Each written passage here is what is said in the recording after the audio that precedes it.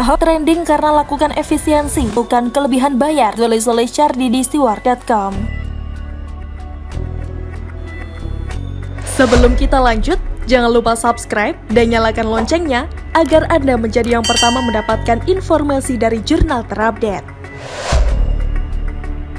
Tadi pagi ketika saya membuka Twitter, nama Ahok menjadi trending. Lalu saya lihat apa yang terjadi. Ternyata Ahok mengumumkan penghapusan fasilitas kartu kredit bagi Dewan Direksi, Komisaris, dan Manajer di Pertamina. Kebijakan penghapusan kartu kredit ini menjadi salah satu yang dibicarakan dalam rapat umum pemegang saham alias RUPS Pertamina kemarin. Sejak RUPS kemarin, Ahok menegaskan program kartu kredit khusus untuk pejabat Pertamina dilarang. Kemarin saya sudah sampaikan di RUPS, mulai hari ini tidak boleh memakai kartu kredit perusahaan lagi. Segera ditutup dan kembalikan, kata Ahok dengan tegas. Ahok mengatakan fasilitas kartu kredit ini memiliki potensi penyalahgunaan yang besar, makanya bisa tidak tepat sasaran, dan juga fasilitas ini tidak memiliki dampak untuk memajukan kinerja perusahaan. Kontrol dari kemungkinan pemakaian yang tidak tepat sasaran dan tidak ada hubungannya dengan kemajuan kinerja perusahaan, kata Ahok. Ya, bukan saja tidak memiliki kaitan dengan kinerja dan kemajuan perusahaan, tapi juga pemborosan. Apalagi kalau pemakaiannya tidak tepat dan sembarangan, pemborosan menjadi lebih besar. Ingat, Ahok terkenal ketat soal anggaran. Bagi yang tidak senang, akan menganggap dia sangat pelit dan kejam. Ketika ditanya apa saja potensi pemakaian kartu kredit yang tidak tepat, Ahok tidak menjawab. Dia meminta agar ditanyakan ke direksi. Menurut Ahok, bahkan perusahaan besar seperti Astra tidak pernah memiliki fasilitas macam ini. Yang jelas, Ahok menegaskan pihaknya saat ini ingin merapikan semua pengeluaran. Jangan sampai ada pemborosan. Swasta model Astra saja tidak pernah diberikan kartu korporasi. Semua sedang dirapikan pengeluaran uang, kata Ahok. Ingat Ahok, ingat penghematan. Jarang ada pejabat yang berani seperti ini. Nah, sekarang kita sudah paham. Mungkin juga sudah banyak yang mulai paham kenapa Ahok sangat tidak disukai sebagian orang. Sebagian yang kenyamanannya terganggu, sebagian yang suka main belakang, sebagian yang suka pesta pora dan melakukan pemborosan. Penghapusan fasilitas kartu kredit sedikit banyak pastinya membuat sebagian orang kecewa, bukan? Fasilitas yang sudah lama berjalan, nyaman dan enak dipakai, akhirnya hilang gara-gara Ahok. Bayangkan saja, Ahok mengaku sendiri sebagai komisaris utama Pertamina, besaran limit kartu kredit yang dia terima sebagai salah satu fasilitas perusahaan mencapai 30 miliar rupiah. Nilai ini dianggap terlalu besar dan menimbulkan pemborosan. Ahok bertanya-tanya untuk apa limit sebesar itu baru satu orang, belum lagi anggota komisaris lainnya seperti Dewan Direksi, Manajer hingga Senior Vice President. Meski tidak diketahui besaran limit masing-masing posisi jabatan, tapi bisa kita bayangkan berapa ratus miliar limit kartu kredit untuk mereka semua. Ahok sebenarnya sudah meminta data pemakaian kartu kredit yang digunakan para pejabat sejak tahun lalu, tapi sampai sekarang laporan itu tidak pernah dia terima. Satu pertanyaan, tagihan kartu kredit siapa yang bayar? Oke, kalau mau bilang bayar pakai duit sendiri, apakah ada yang sampai puluhan miliar gaji dan tunjangannya? Kalau tidak ada, andaikan pemakaian mencapai limit maksimal, siapa yang bayar? Apakah pakai APBN atau duit perusahaan? Kalau merujuk pada pernyataan Ahok yang ada potensi penyalahgunaan, tentu saja ini merugikan perusahaan sehingga Ahok memilih untuk menghapus fasilitas ini. Artinya ada potensi atau bahkan terjadi pemborosan. Ahok memang top soal satu ini. Makanya saya sering katakan kenapa gaya Ahok ini membuat banyak orang tidak senang. Ahok terkenal bisa merusak kenyamanan orang dalam arti positif. Positif artinya menyelamatkan uang rakyat jika memang diperlukan dan benar sesuai aturan. Itulah kehebatan seorang Ahok, konsisten, gak akan aturan, tidak ada kompromi dan tapi-tapian, tegas dan komitmen dalam hal efisiensi anggaran. Hal ini sangat ditakuti beberapa orang. Makanya jangan heran Ahok selalu berhasil membuat sebagian orang kebakaran jenggot. Ketika Ahok dirumorkan akan mengisi jabatan tertentu, pasti ada yang panik dan ribut. Alasan mereka adalah pernah dipenjara, penista agama, mulut sampah, tukang marah dan tidak seiman. Tapi semua itu omong kosong. Yang benar adalah dia tukang pangkas anggaran, tukang babat pemborosan, dan ini yang sangat tidak disukai. Terbalik dengan gubernur di ibu kota itu, ada istilah kelebihan bayar pula. Haha.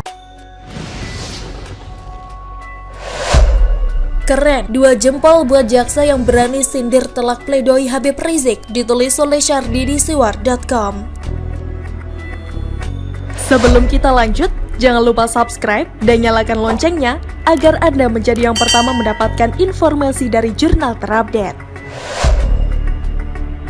Setelah Habib Rizik membacakan pledoi beberapa waktu lalu, sekarang giliran JPU menanggapi melalui replik. Saat membacakan pledoi, Habib Rizik secara membabi buta menyeret beberapa nama dan melempar tudingan kemana-mana. Mulai dari Ahok, Denny Sregar, Ade Armando, Abu Janda hingga tuduhan serius kepada Dias Hendro Priyono terkait titik-titik 6 laskar ormas terlarang. Jaksa membantah itu semua dengan mengatakan tidak nyambung, emosi tanpa kontrol dan mengaitkan orang lain dalam pembelaan yang tidak ada hubungannya sama sekali, kata jaksa. Di antaranya perkara Ahok juga menghubungkan dengan Abu Janda, De Armando, Denny Siregar. Selain daripada itu menghubungkan dengan Dias Hendro Priyono yang semuanya tidak ada nyambungnya, katanya lagi. Yang paling keren adalah saat jaksa menyindir telak hingga membuat Habib Rizik mungkin merasa sangat malu dan syok. Baru kali ini saya melihat jaksa sekeren ini, lebih berani dan galak membalas balik, tidak takut dengan nama besar Habib Rizik padahal nyali kecil. Hehehe. Bahwa terdakwa dan penasihat hukum dituntut harus tajam atas kasus masalah yang dihadapinya, bijak secara hukum dan beritikat dalam menghadapinya dengan dalil-dalil hukum yang kuat dan tidak perlu mengajukan pembelaan dengan perkataan yang melanggar norma bangsa dengan kata-kata yang tidak sehat dan mengedepankan emosional apalagi menghujat, kata jaksa. Jaksa mengatakan Habib Rizik sembarangan menuding jaksa dan sejumlah tokoh. Jaksa juga menuding Habib Rizik sering mengumpat dengan kata-kata yang tidak etis. Sudah biasa berbohong, manuver jahat, ngotot, keras kepala, iblis mana yang merasuki, sangat jahat dan meresahkan. Sebagaimana dalam pledoi, kebodohan dan kedunguan serta kebatilan terhadap aturan dijadikan alat oligarki. Sebagaimana pada pledoi, katanya, kalimat-kalimat seperti inilah yang dilontarkan terdakwa dan tidak seharusnya diucapkan yang mengaku dirinya berakhlakul karimah. Tapi dengan mudahnya terdakwa menggunakan kata-kata kasar sebagaimana di atas. Padahal status terdakwa sebagai guru yang dituakan, tokoh dan berilmu ternyata yang didengung-dengungkan sebagaimana imam besar hanya isapan jempol belaka. Imbu jaksa, imam besar hanya isapan jempol belaka. Izinkan saya berikan 2 jempol buat jaksa ini. Berani, tegas dan tidak takut dengan intimidasi dan kata-kata kasar yang keluar dari mulutnya dan pendukungnya. Jarang-jarang kita bisa menjumpai orang yang tidak takut dengan tekanan massa dan berani bela konstitusi, berani galak jika memang ada yang salah. Inilah seharusnya aparat menegakkan hukum. Salah tetap salah, mau dia itu ulama kek, pemuka agama kek, imam besar kek, atau Habib Rizik yang cuma berani sembunyi di balik pendukungnya, tidak takut mengatakan seseorang bersalah jika memang bersalah, berani berkata pedas jika memang begitu kenyataannya, yang mencut dan main aman karena takut dengan tekanan mas. Habib Rizik ini adalah contoh tokoh yang selalu lupa bercermin, mengaku imam besar, sok suci, surga seolah hanya milik kelompoknya, tapi kelakuan sangat terbalik. Habib Rizik ini merasa paling benar sendiri sehingga dia dengan seenak jidatnya menyalahkan orang lain, bahkan dia selalu menuding orang lain berbuat salah tapi tidak dihukum. Kemudian dia dengan seenak jidatnya membandingkan dirinya kenapa dihukum padahal kesalahannya jelas dan nyata, memaksa yang tidak bersalah dihukum. Begitulah kira-kira pembelaan konyolnya di persidangan. Dia merasa paling benar padahal kelakuannya lebih parah dan lebih hancur